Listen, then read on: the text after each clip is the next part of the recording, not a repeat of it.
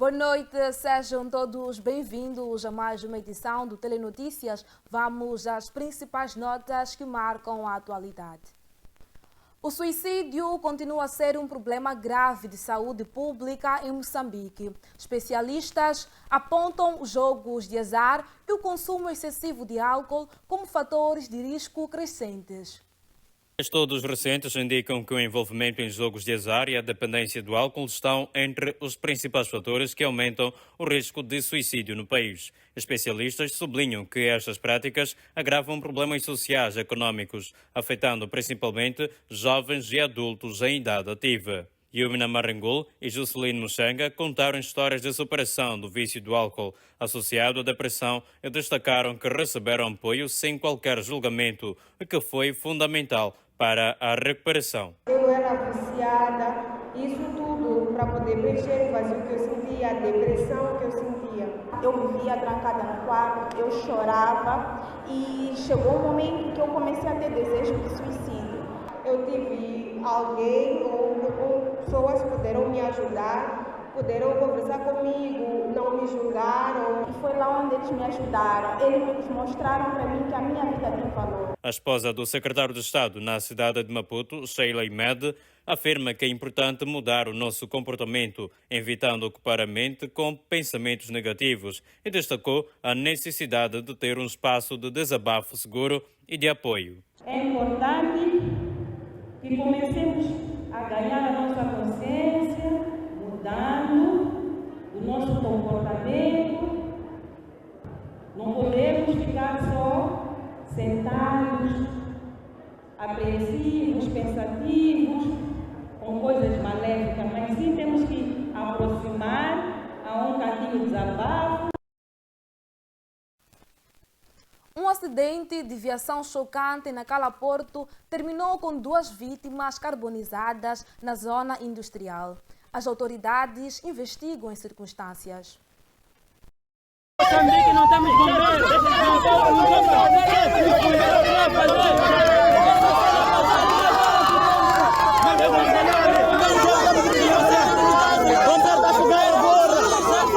Grave acidente de viação ocorrido na zona industrial em Nacala Porto, província de Nampula, resultou na morte de 2 pessoas. Testemunha no local conta tudo como aconteceu. Paramos aqui por causa de um caminhão que está variado lá por baixo, da saída para esta faixa principal, e criou este engarrafamento todo. Isso foi desde das 8 e passando 1 hora, 2 horas de tempo, quando apareceu este caminhão contentorizado, perdeu o freio lá de cima. Ficou neutro, perdeu travões, mas foi uma avaria técnica que ele teve e ganhou uma velocidade, pronto. Moçambique não temos bombeiros.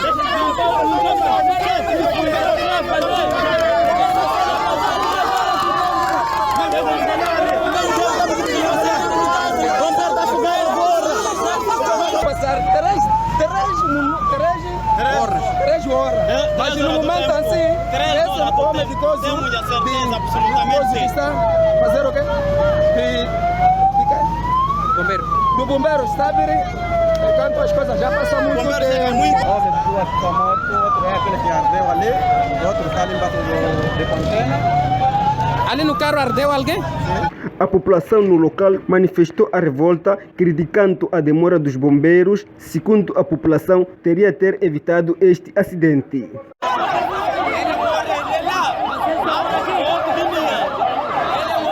Tenha calma, tenha calma.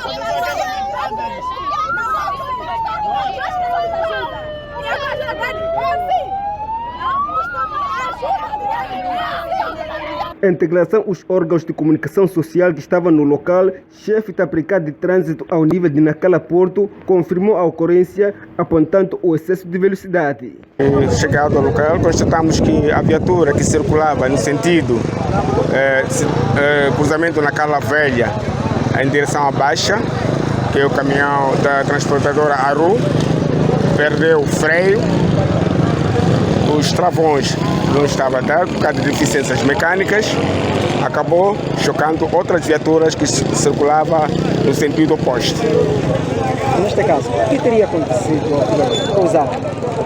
Bem, segundo, presume-se que o acidente tenha ocorrido por deficiências mecânicas e por excesso de velocidade a viatura que criou o acidente. Houve danos? Houve danos avultados em 3 viaturas e uma incendiou-se no local e um dos motoristas ficou carbonizado. O ocupante de uma das viaturas ficou carbonizado na própria viatura. Quantas pessoas perderam a vida? Presume-se 2 pessoas, ainda não estamos a trabalhar. E uma pessoa foi socorrida ao Hospital Geral de Nacala Porto. Importa referir que este é o segundo caso a acontecer este ano em Nacala Porto. E para manter nas imagens, Eito Fernando, a partir da Zona Econômica Especial de Nacala. A desnutrição crônica ainda é um dos principais desafios de saúde em Moçambique. Nampula lidera com uma taxa alarmante de 46,7%, segundo dados recentes. A desnutrição é um estado de saúde precário causado pela falta ou excesso de nutrientes essenciais no organismo. Pode ser resultado de uma dieta inadequada, doenças ou outros fatores que afetam a absorção de nutrientes. Quanto à desnutrição aguda, que é uma deficiência nutricional caracterizada por uma redução súbita na ingestão de energia e nutrientes essenciais, resultando em perda de peso e, em casos graves, inchaços. O Instituto Nacional de Saúde registrou aproximadamente 25 mil casos neste semestre. Maior prevalência de desnutrição crônica com 46,7%. Mas para a desnutrição aguda, este semestre nós tivemos perto de 25 mil casos.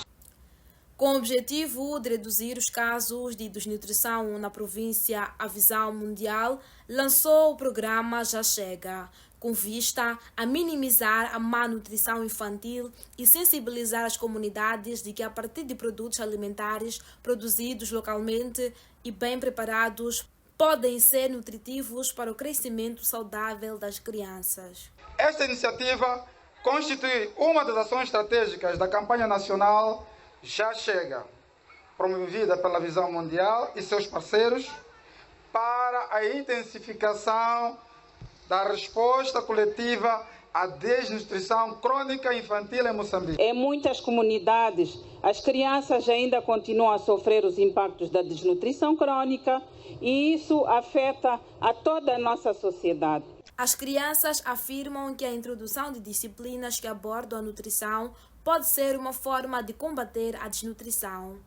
As escolas ensinem sobre a nutrição e alimentação equilibrada. A desnutrição crônica é uma realidade no país e o INS apela a boas práticas de alimentação nesta luta. A transição energética é uma aposta do país. Moçambique procura a dependência dos combustíveis fósseis e investir mais em energias renováveis. A transição energética representa uma mudança estrutural que visa substituir as fontes poluentes por opções sustentáveis, como a energia solar, eólica e hídrica. Num país em que a maior parte da população vive em zonas rurais, longe da rede elétrica nacional, apostar em sistemas locais baseados em renováveis é uma das principais soluções apontadas. Transição energética. A primeira coisa que devemos entender é que está-se a falar daquilo que são as fontes principais de energia frequentemente utilizadas, são chamados combustíveis fósseis. Falamos prioritariamente do petróleo bruto, seus derivados, falamos do gás natural e falamos do carvão. São as fontes chamadas provenientes dos combustíveis fósseis. Por transição energética, refere-se a uma mudança estrutural e global destas fontes tradicionais e maioritariamente usadas atualmente para outras energias consideradas limpas. E aqui por limpas significa que menos poluem ao meio ambiente. Especialistas referem que apostar na energia limpa não é apenas uma opção ambiental, mas também social, permitindo levar eletricidade a comunidades que hoje dependem de fontes inseguras e poluentes. As energias renováveis são, de facto, incontornáveis para Moçambique. Primeiro porque Moçambique tem uma grande percentagem da sua população que é rural. E sendo rural, não é fácil, não está a ser fácil, não vai ser fácil fazer chegar a energia da rede elétrica nacional. Temos que trabalhar com sistemas locais, não é? E esses sistemas locais podem ser alimentados mais facilmente com base em energias renováveis. É por isso que é incontornável. A pressão internacional também é um fator determinante. Acordos como o de Paris e o de Kyoto estabelecem metas de redução de gases com efeito de estufa, com o objetivo de limitar o aquecimento global a 1,5 graus Celsius. É importante e imperioso que se faça. Existem acordos internacionais, se formos a prestar atenção, temos o Acordo do Paris, que prevê uma redução significativa dos gases de estufa. Temos o Acordo do Kyoto, que também prevê uma redução dos gases de estufa para evitar que haja um aumento global da temperatura. E este aumento global foram estabelecidas metas que devem ser até 1,5%.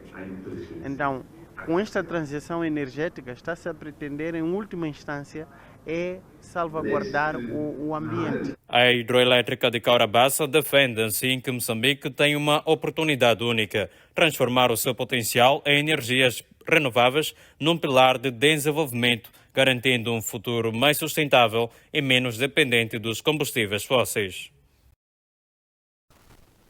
Um relatório do Centro de Integridade Pública denuncia redes de corrupção no setor financeiro. A revelação promete aquecer o debate político. Alves Mulungu, na sua abordagem, afirmou que há empresas que estão a decretar falência porque há um grupo a monopolizar o sistema de divisas internacionais. Mulungu sublinhou que há uma especulação no mercado cambial a nível de Moçambique. Eu creio que vem fundamentar esse posicionamento do Presidente da República.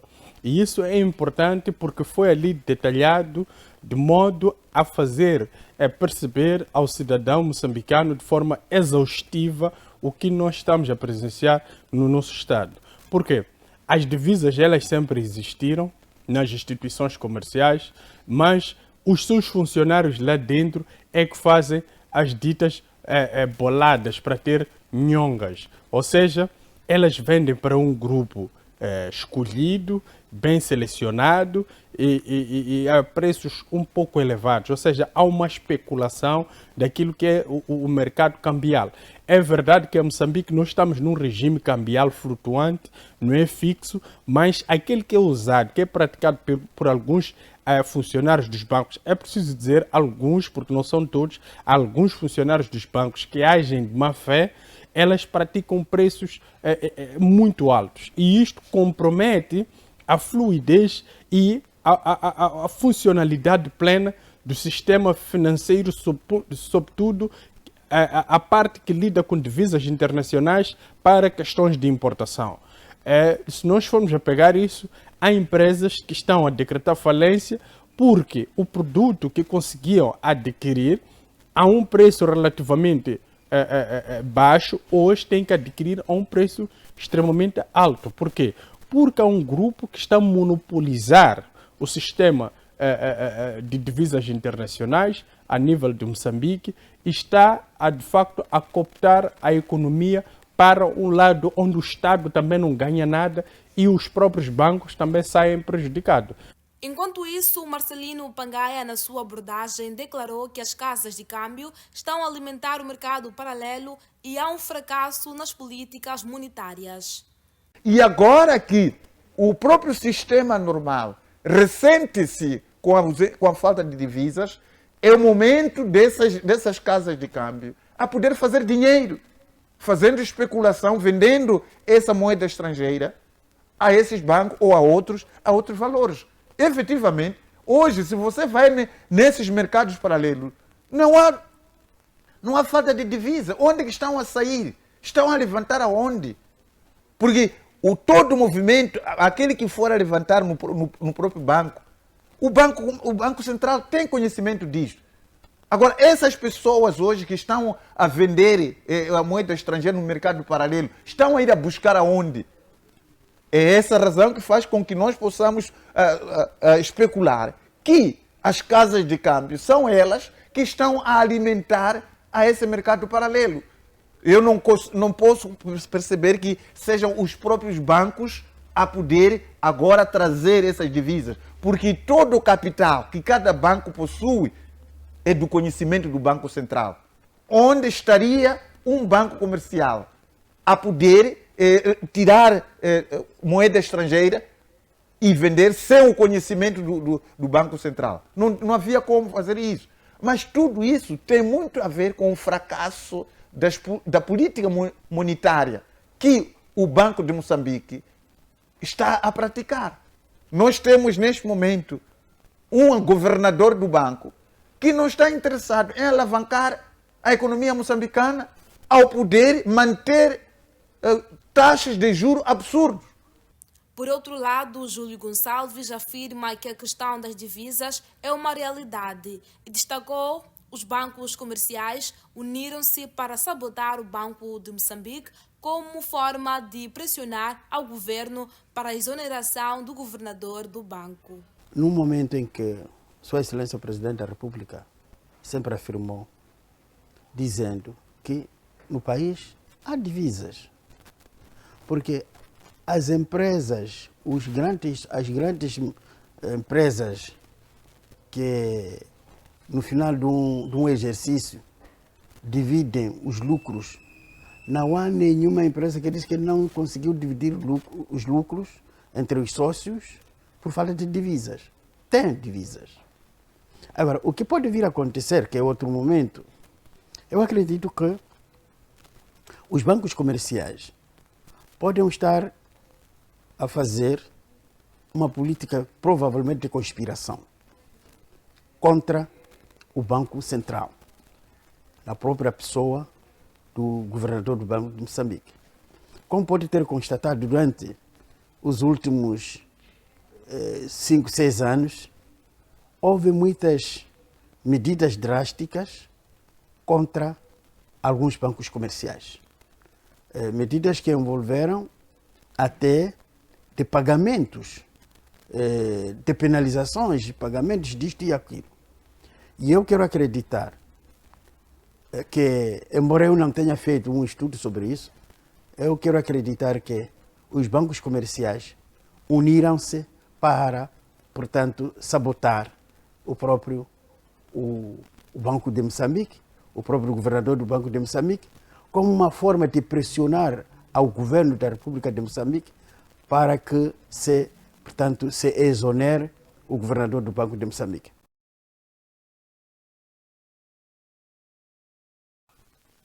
Em Inhambane, 2 irmãos foram condenados a 22 anos de prisão pelo assassinato de um jovem acusado de roubar um telemóvel.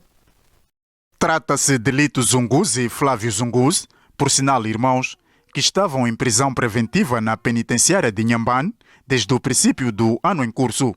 Os mesmos são acusados de espancar até a morte um suposto ladrão de telemóvel. Fatos provados. No dia 30 de dezembro de 2024, cerca das 20 horas, na casa dos Arguidos, cita no distrito da Massinga, em Inhambane, concretamente no povoado de Nhaxengue, teriam os Arguidos agredido a vítima, que em vida chamava-se por Custódio Jorge Pedro Nhar, de 22 anos, até a morte. Irmã dos Arguidos, por sinal, proprietária do telemóvel roubado, solicitou apoio dos irmãos, após sentir a falta do mesmo na sua residência.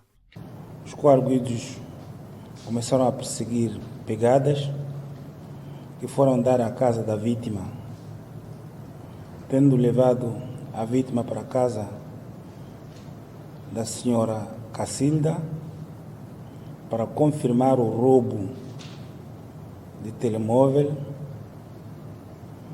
E nessa altura, os arguidos vinham munidos de um instrumento do tipo pau e de seguida começaram a desferir golpes na vítima. Os irmãos, sem piedade, amarraram a vítima numa árvore e deixaram-o estatelado e dia seguinte veio a perder a vida.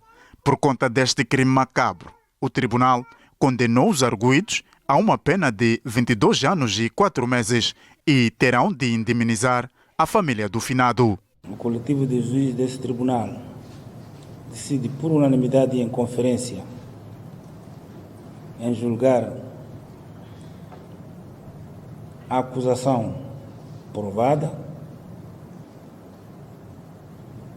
do digno magistrado do Ministério Público junto desse tribunal e, por conseguinte, em condenar os arguidos Lito Zonduan Zunguzi e Flávio Zonduan Zunguzi, com os demais sinais nos autos, como autor material e moral, na pena de 22 anos e 4 meses de prisão. Fixa-se a título de indemnização por perdas e danos em 60 mil meticais a favor dos lesados da vítima, representado pelo Gonçalves Pedro Uaz. Como forma de reduzir os casos de assassinatos que têm se registrado nesta parcela do país, as autoridades judiciais têm vindo a aplicar penas pesadas aos prevaricadores.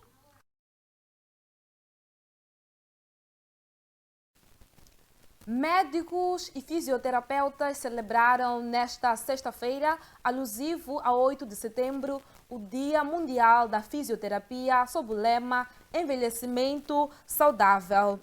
E prestaram homenagem aos heróis moçambicanos na praça com o mesmo nome. A Associação Mundial da Fisioterapia existe desde 1951, sendo que somente em 1996 deu-se início às festividades desta data. Em Moçambique, a mesma é celebrada a 8 de setembro desde o ano de 2014. Segundo Wanda Zita, médica-chefe na cidade de Maputo, atualmente há 26 profissionais desta área que respondem às necessidades dos pacientes. Só para o primeiro semestre nós, por exemplo, atendemos cerca de 5.000 pacientes com necessidades relativas à área da fisioterapia. Então, eles estão distribuídos por todas as unidades sanitárias, os centros de saúde. Nós temos na cidade de Maputo um centro de reabilitação que fica aqui no distrito de Campo Fumo. Este centro de reabilitação e de fisioterapia oferece apenas cuidados relativos à área de fisioterapia. Então, por causa da estrutura do próprio centro, nós acabamos tendo uma espécie de ponto de convergência. As unidades sanitárias detectam, fazem o tratamento inicial, haver necessidade de cuidados continuados, são todos encaminhados a este ponto de convergência. Então, por causa desta estrutura que a cidade de Maputo tem, nós acabamos conseguindo responder satisfatoriamente às necessidades. Em acréscimo, Zita destacou o aumento significativo desta patologia e falou ainda sobre as sequelas de doenças crónicas. A cidade de Maputo tem um centro que teve esta oportunidade. É verdade que pode-se faltar um e outro equipamento. A necessidade é de melhor apetrechamento do mesmo centro. Por fim, a médica-chefe afirmou que há necessidade de apetrechamento do centro, destacando êxitos na recuperação dos pacientes. E conseguimos ter vários casos de pacientes que, ao longo do tempo, manifestam sua satisfação por terem garantido a recuperação de um dos músculos que muitas das vezes nós acreditávamos já estava atrofiado, mas com o apoio da fisioterapia ele voltou a restabelecer-se e agora já consegue desenvolver as suas atividades. Importa lembrar que esta data é celebrada em Moçambique desde o ano de 2014 e a Associação Mundial da Fisioterapia existe desde 1951, tendo-se dado início às festividades da mesma em 1996. No presente ano, é celebrado sob o lema Envelhecimento Saudável. E foi com esta nota que marcamos um ponto final do Telenotícias, com promessas de voltar amanhã à mesma hora. Fique na companhia do debate político quando forem 20 horas e 45 minutos. Boa noite.